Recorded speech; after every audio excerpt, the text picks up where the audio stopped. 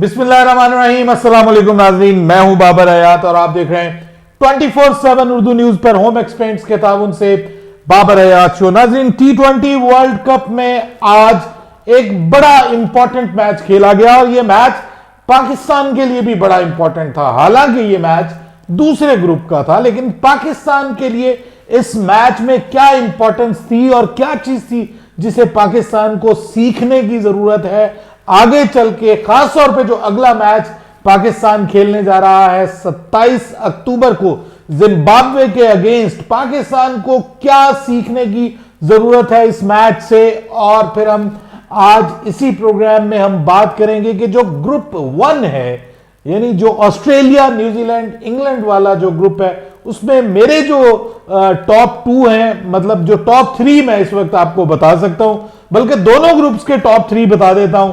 कोई खुदा ना खासा अगर जो है वो कोई बारिशें बीच में ना आ जाएं, क्योंकि ये तो फिर किस्मत की बात होती है और ये किसी की भी किस्मत खराब हो सकती है। अदरवाइज अगर आप इसको देखें नॉर्मल और स्टैंडर्ड व्यू में देखें तो मैं दोनों तरफ से आपको टॉप 3 टीम्स भी बता दूंगा, इंशाल्लाह प्रिडिक्ट कर दूंगा। ये कोई इतना वैसे मुश्किल काम नहीं है दोनों तरफ से टॉप 3 टीम्स को प्रिडिक्ट करना भी। और फिर हम बात करेंगे कि पाकिस्तान वर्सेस जिम्बाब्वे मैच के अलावा जो कल मैचेस खेले जाने हैं, 2 इंपॉर्टेंट मैचेस हैं वो भी, लेकिन वो भी इसी ग्रुप के हैं। हमारे मैचेस अब जो है वो 27 अक्टूबर को ही होने, और 27 अक्टूबर को हमारे ग्रुप के 3 मैचेस होने हैं। सो उसके ऊपर बात करेंगे तफसील के साथ। लेकिन आगे बढ़ने से पहले आपसे गुजारिश कि अगर आप हमारे नए व्यूअर हैं तो प्लीज हमारे इस चैनल को जल्दी से कर दीजिएगा सब्सक्राइब और बेल आइकन को पुश करना मत भूलिएगा। मुझे फॉलो कीजिए इंस्टाग्राम पे @बाबर हयात शो और हमारे पेज को फेसबुक पे लाइक कर दीजिएगा। तो जनाब, बात यह है कि ऑस्ट्रेलिया ने की है धुआंधार, धमाकेदार, ताबड़तोड़ किस्म की वापसी और Australia is back in the world cup. जो हम शायद लोग सोच रहे थे कि यार ये कोई अपसेट ना हो जाए, ऐसा बिल्कुल नहीं हुआ। ऑस्ट्रेलिया ने अपने होम ग्राउंड की और होम कंडीशंस की जो है वो आज उन्होंने बहुत ज्यादा फायदा उठाया और एशियन चैंपियन को आज उन्होंने जो है वो हिला के रख दिया इन अदर वर्ड्स। और बड़ी कामयाबी मिली है। इस कामयाबी का बहुत ज्यादा फायदा होने वाला है ऑस्ट्रेलिया को, क्योंकि जो पॉइंट्स टेबल है उसके ऊपर अब ऑस्ट्रेलिया जो है स्टिल, मतलब वो नीचे है इस वक्त, श्रीलंका से नीचे है। लेकिन क्योंकि अभी उनके मजीद 3 मैचेस पड़े हुए हैं और उन 3 मैचेस में एक जो मोस्ट इंपॉर्टेंट उनका मैच है दैट इज अगेंस्ट इंग्लैंड, और न्यूजीलैंड के अगेंस्ट वो खेल चुके हैं। तो बड़ा मैच उनका बेसिकली अब इंग्लैंड के खिलाफ रह गया है और 2 छोटे मैचेस हैं उनके। 1 इज अगेंस्ट अफगानिस्तान, उसको खैर मैं छोटा मैच तो नहीं कहता, लेकिन फिर भी ऑस्ट्रेलिया और अफगानिस्तान का कोई कंपैरिजन नहीं है। ये अलग बात के मैच वाले दिन कुछ भी हो सकता है, आयरलैंड भी ऑस्ट्रेलिया को हरा सकती। सो आयरलैंड का मैच अब रह गया है उनका और एक ऑस्ट्रेलिया का मैच। लेकिन जो मोस्ट इंपॉर्टेंट मैच है वो इंग्लैंड वर्सेस ऑस्ट्रेलिया है, जिसका सबको इंतजार होगा, क्योंकि ये भी एक बहुत बड़ी राइवलरी है। पाकिस्तान इंडिया के बाद ये दूसरी राइवलरी, बड़ी राइवलरी कंसीडर की जाती है दुनिया क्रिकेट में, ऑस्ट्रेलिया वर्सेस इंग्लैंड। और आपको पता है कि इनके दरमियान जो है द एशेज भी होती है और वो भी इसी राइवलरी की निशानी है। बहरहाल जो मजा पाकिस्तान इंडिया के मैच का है वो खैर उस मैच का तो नहीं है, क्योंकि वो मैच नॉर्मली ऑस्ट्रेलिया और इंग्लैंड के लोग ही देखते हैं ज्यादा शौक से। लेकिन पाकिस्तान इंडिया का मैच तो सारी दुनिया देखती है जी, जो नहीं भी देखता वो भी देखता है। आज जो मैच हुआ है ना जी, ऑस्ट्रेलिया वर्सेस श्रीलंका ने कुछ मेजर गलतियां की हैं और वो मेजर गलतियां वही हैं जो पाकिस्तान ने की हैं अगेंस्ट इंडिया, जो कि पाकिस्तान को नहीं करनी चाहिए थी। वो मेजर गलतियां आज एक बार फिर श्रीलंका ने निभाई, वही की। और ये पता चला कि जो है ना सब कॉन्टिनेंट की जो टीमें हैं, शायद हमारा माइंडसेट एक है, हम कहते हैं कि जी स्पिनर को खिलाओ, स्पिनर हमारे लिए बहुत इंपॉर्टेंट है और स्पिनर ये कर देगा, स्पिनर वो कर देगा। लेकिन ऐसा नहीं हुआ। देखिए जी, पर्थ का मैदान था जिसके ऊपर आज ये मैच खेला गया और पर्थ की पिच जो है वो ऑस्ट्रेलिया की सबसे ज्यादा तेज और बाउंसी पिच कंसीडर की जाती है, जिसपे बाउंस बहुत अच्छा मिलता है, जिसपे पेस बहुत अच्छा मिलता है और इस पे स्पिनर्स के लिए बहुत कम मदद है ये फास्ट बॉलर्स और सीमर्स के लिए ये पिच शानदार है। लेकिन अगर आप सिर्फ 2-3 फास्ट बॉलर्स के साथ ही इस पिच के ऊपर जाएंगे और मैक्सिमम आप जो है वो 3-3 स्पिनर्स खिला के अगर आप चाहेंगे कि इस मैच को जीत लें, तो फिर आपके साथ वही होगा जो श्रीलंका के साथ हुआ। हालांकि श्रीलंका ने 157 का जो टारगेट सेट किया वो कोई इतना बुरा नहीं था, लेकिन अगेन मैं ये कहूंगा कि हम लोग समझते हैं कि हर बॉल पे हमने छक्का ही मारना है और हमने छक्का मारना है तो मारते ही जाना है। मुझे बिल्कुल पाकिस्तान की तरह की उनकी टेक्निक लगी है आज, कि मतलब जो मेंडस है जिस तरह से वो खेला, उसके बाद फिर जो लोग दूसरे आए वो भी कोशिश करते रहे कि जी हम मारते ही रहें और किसी तरह हम जो है वो 200 के रन करीब रन कर लें।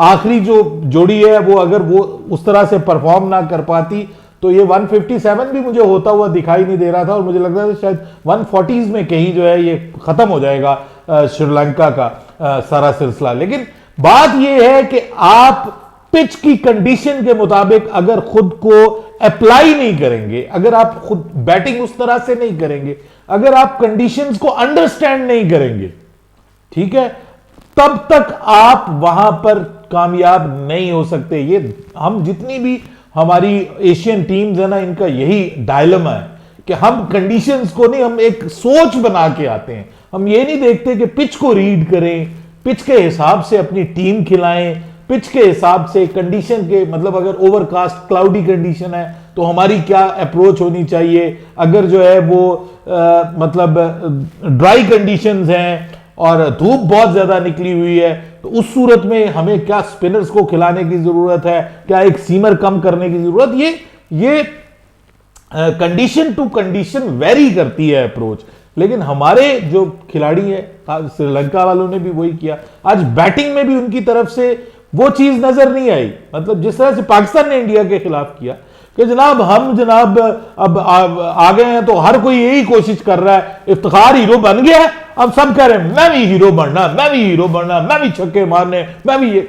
अरे भाई छोड़ दो, जो काम इफ्तिखार ने करना था वो कर दिया, अब तुम इनिंग्स को आगे लेकर के जाओ। और आज आपने देखा होगा कि सेम वही चीज हमें श्रीलंका की तरफ से नजर आई। अच्छा, ऑस्ट्रेलिया ने आज जो है वो बड़ा धीमे धीमे का आगाज किया और बड़ा, जिसको आप प्रिकॉशनरी किस्म का आगाज उनका आप कह सकते हैं, वो उन्होंने किया है। लेकिन बात यह है कि ऐसा वैसे पावर प्ले मैंने कभी देखा नहीं ऑस्ट्रेलिया में, और किसी ने भी नहीं देखा बाय द वे, कि 6 ओवर्स में उन्होंने 31 रन बनाए और एक भी चौका नहीं लगाया।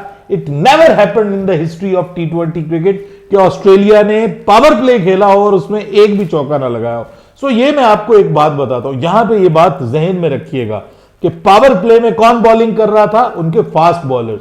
लहिरू कुमारा बॉल कर रहा था, उसके बाद जो उनके दोस्त जो दो उनके जो हैं जो समझ लीजिए कि उनके मीडियम फास्ट बॉलर्स हैं, वो बॉलिंग कर रहे थे।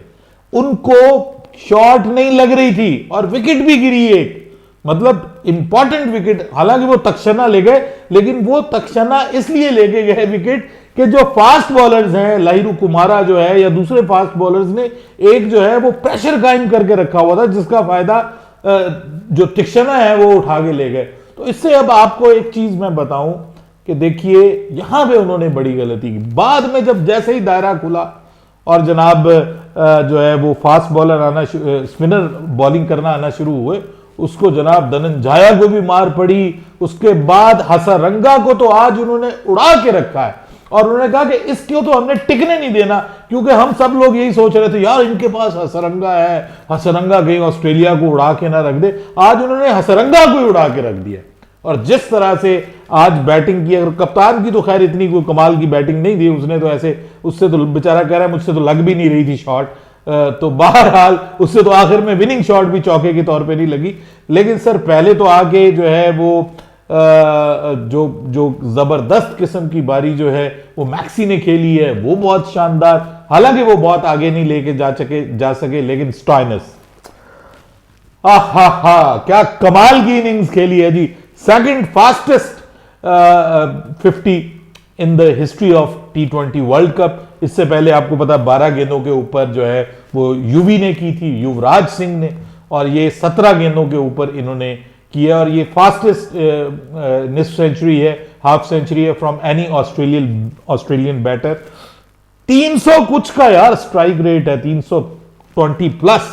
यानी ये क्रिकेट है सर, ये क्रिकेट है, ये वो चीज है कि जो पाकिस्तान में चीजें हमें मिस नजर आती है, इंडिया में फिर भी हार्दिक पांड्या एक ऐसा बंदा है कि जो ऐसा कर सकता है। हमारे पास वो कमी है, इफ्तिखार ने पूरी करने की कोशिश की है, लेकिन अब ये होगी या नहीं आगे ये देखना पड़ेगा।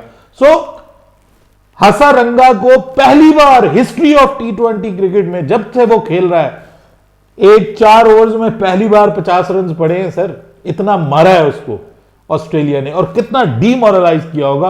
और ऑस्ट्रेलिया को इससे बहुत बूस्ट मिला है, उसकी वजह यह कि वो -4.5 पे चले गए थे, अब वो -1 समथिंग पे आ गए। एक और अच्छा मैच उन्होंने जीत लिया तो वो पॉजिटिव में आ जाएंगे। लेकिन मैं आपको एक बात बताऊं कि न्यूजीलैंड क्योंकि +4.5 पे ऑलरेडी पहुंच चुका है, तो मेरे ख्याल में न्यूजीलैंड अगर मैचेस हारता नहीं है, ठीक है, क्योंकि बड़ा मैच एक उन्होंने जीत लिया न्यूजीलैंड का, इंग्लैंड से जो मैच होना है वो इंपॉर्टेंट होगा, बाकी फिर उनके छोटे मैचेस हैं। तो बड़ा मैच उन्होंने ऑस्ट्रेलिया को हरा दिया है। अब जहां मुझे ये श्रीलंका नजर आ रही है, श्रीलंका भी मुझे चौथे नंबर पे, सॉरी टू से दैट, इस ग्रुप में आते हुए दिखाई दे रही। जो टॉप 3 मुझे दिखाई दे रहे हैं वो न्यूजीलैंड, इंग्लैंड और ऑस्ट्रेलिया है, और इन तीनों में से 2 टीमें आगे जाएंगी। अभी इंग्लैंड को हमने उस तरह से देखा नहीं, हालांकि उन्होंने एक मैच जीता है, लेकिन वो जिस तरह से जीता है वो उस लेवल के ऊपर हम बात नहीं अभी करते। अभी टाकरे का मैच उनका जब होगा तो वो तब हम बात करेंगे। बहरहाल इंग्लैंड एक स्ट्रॉन्ग कंटेंडर है। दूसरी जानब अगर आप पाकिस्तान, इंडिया और साउथ अफ्रीका को ले लें तो मुझे तो ऐसा ही लग रहा है कि ये तीनों टीमें जो हैं, इन तीनों में से जो 2 टीमें हैं वो ऊपर जाएंगी। अब वो कौन सी जाएंगी इसके लिए अभी हमें इंतजार करना पड़ेगा। पाकिस्तान के लिए इस मैच में भाइयों क्या सबक था, ये मैं अब आपको बताता हूं। पाकिस्तान को इस मैच को, अगर मैं पाकिस्तान का हेड कोच होता या कुछ भी होता, तो मैं अपनी टीम को ये जरूर कहता कि देखिए, एक एशियन टीम खेल रही है, एक नॉन एशियन टीम खेल रही है, ठीक है। आप यहां पर पर्थ में अब आपको अगला मैच खेलना है, जिस ग्राउंड में, जिस पिच पे आज ये मैच खेला गया ना, मोस्ट प्रोबेबली इसी पिच के ऊपर पाकिस्तान वर्सेस जिम्बाब्वे का मैच 27 अक्टूबर को होना है, और ऑलमोस्ट इसी टाइम पे 4 बजे होना है। सो ये जहन में रखिएगा कि मैं होता तो मैं जरूर कहता कि जनाब इस मैच को गौर से देखो, और जो गलतियां ये टीम कर रही है ना श्रीलंका की, वो गलतियां हमें नहीं करनी चाहिए।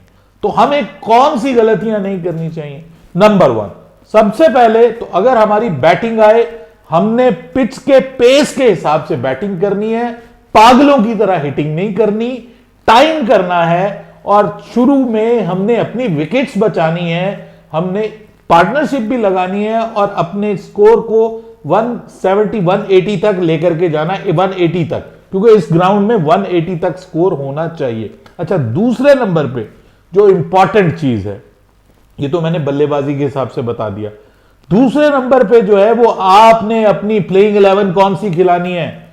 आपको 4 सीमर्स के साथ मैदान में उतरना पड़ेगा इस ग्राउंड के ऊपर। इस ग्राउंड के ऊपर 3-2 का कॉम्बिनेशन नहीं चलेगा, ये मैं आपको बता रहा हूं। इन कंडीशंस में यही गलती की है श्रीलंका ने, जो उन्होंने सारे का सारा फोकस अपने स्पिनर्स के ऊपर किया, और आज स्पिनर्स को मार पड़ी है। तो इससे अब आप अंदाजा लगा सकते हैं कि स्पिनर, किसी भी स्पिनर को यहां पे मार पिट सकती है। तो आप 4 सीमर खिलाएं, 2 स्पिनर्स के साथ जाएं, एक आप बिठा दें किसी को, आसिफ अली को बिठा दें, आसिफ अली को बिठा के उसकी जगह इसको ले आए, हैदर अली को भी बिठा के आप चेंज कर सकते हैं, जिसके बारे में अब खबरें आ रही हैं कि कुछ चेंजेस हो रही हैं। अगली वीडियो में मैं आपको बताऊंगा कि पाकिस्तान की प्लेइंग 11 में क्या क्या तब्दीलियां हो सकती हैं। सो ये जो सारी चीजें हैं, अब इसमें वो भी बात है कि शाहीन अफरीदी क्या अगले मैच में खेलेगा, उसके ऊपर भी मैं आपको बताऊंगा। बहरहाल ये चीजें जो हैं वो पाकिस्तान को देखनी पड़ेंगी। फास्ट बॉलर्स ने किस तरह की बॉलिंग करनी है, शॉर्ट पिच थोड़ी सी पीछे रख के, पेस का इस्तेमाल करके जो है वो बॉलिंग करनी है, short of the length ball करनी है। बहुत ज्यादा आगे बॉल करेंगे तो आपको मार पड़ेगी, ठीक है। स्पीड पाकिस्तानियों की बहुत अच्छी है, पाकिस्तान के पास अच्छी स्पीड के बॉलर है, इस वजह से पाकिस्तान को इस पिच पे फायदा हो सकता है अगर पाकिस्तान 4 फास्ट बॉलर्स के साथ जाए। और even Mohammed Wasim junior can bowl over 140। So इसलिए ये 4 फास्ट बॉलर के साथ आपको जाना पड़ेगा। आपको बैटिंग में थोड़ी सी टेक्निक को भी थोड़ा बेहतर करना पड़ेगा इस ग्राउंड के ऊपर, और ये आपके लिए एक बहुत बड़ा जो है वो सबक भी है। कल जो है 2 मैचेस खेले जा रहे हैं जी। न्यूजीलैंड का मैच जो है वो आयरलैंड के साथ होने जा रहा है। न्यूजीलैंड का मैच, माफ कीजिएगा, अफगानिस्तान के साथ होने जा रहा है, और इंग्लैंड का मैच जो है वो आयरलैंड के साथ होने जा रहा है। ये अब देखना पड़ेगा कि इन दोनों मैचेस में क्या होता है। एक मॉर्निंग में मैच है और एक मैच जो है वो इवनिंग में है। आई थिंक न्यूजीलैंड का मैच इवनिंग में है और इंग्लैंड का मैच जो है, if I am not wrong, let me confirm it, बहरहाल एक मैच जो है वो इवनिंग में है, एक मैच मॉर्निंग में है, और दोनों मैचेस, एक मतलब 9 बजे है मैच और दूसरा मैच जो है वो, जी हाँ, सुबह 9 बजे जो मैच है वो है इंग्लैंड और आयरलैंड का, और शाम को जो मैच है वो अफगानिस्तान और न्यूजीलैंड का, लेकिन ये 1 बजे होगा, 4 बजे मैच नहीं होगा। तो ये दोनों मैचेस कल हो रहे हैं और ऑब्वियसली इन मैचेस में हम कोई ऐसी चीज नहीं एक्सपेक्ट करते कि कोई बहुत ही एक्स्ट्रा ऑर्डिनरी हो जाए। बारिश, अलबत्ता मेलबर्न में ये दोनों मैचेस हैं और मेलबर्न में 80% बारिश के चांसेस हैं। सो इस ग्रुप के ऊपर भी क्या बारिश असरअंदाज होने जा रही है? क्या ये जो वीक टीमों के खिलाफ मैचेस हो रहे हैं, छोटी टीमों के खिलाफ मैचेस हो रहे हैं, क्या इनमें से न्यूजीलैंड या इंग्लैंड अगर कोई एक मैच वॉश आउट हो गया तो इस ग्रुप के ऊपर भी उसके असरात मुरतब होने जा रहे हैं। पाकिस्तान सुपर लीग के हवाले से जो कैटेगरीज है उनकी रिन्यूअल जारी कर दी गई है, उसमें कुछ अजीबोगरीब किस्म की तब्दीलियां की गई हैं और मेरे ख्याल में हैदर अली को जो है वो प्लाटिनम कैटेगरी में पहुंचा दिया गया, पता नहीं किस कारकर्दगी की बुनियाद पे, और सरफराज अहमद अब नीचे आ गए हैं, गोल्ड में आ गए हैं, कुछ खिलाड़ी ऊपर गए हैं, कुछ नीचे हैं। बहरहाल वो तफसील एक अलग है, मैं अगर उस पर बात करना शुरू करूंगा तो बहुत टाइम हो जाएगा। इसके अलावा जो नेशनल क्रिकेट स्टेडियम है कराची का, अब उसका नाम तब्दील करके 5 साल के लिए national bank of Pakistan sports arena कर दिया गया है। क्रिकेट एरिना या स्पोर्ट्स एरिना, ये उसका नाम तब्दील कर दिया गया है। अब आप उसको नेशनल स्टेडियम नहीं कहा करेंगे, अब उसको आप NBP स्पोर्ट्स एरिना कहा करेंगे। अपनी राय दीजिएगा कमेंट सेक्शन में। अगर आप मेरी इस सोच के साथ एग्री करते हैं तो जरूर बताइएगा। बाबर हयात को इजाजत दीजिएगा। अल्लाह हाफिज।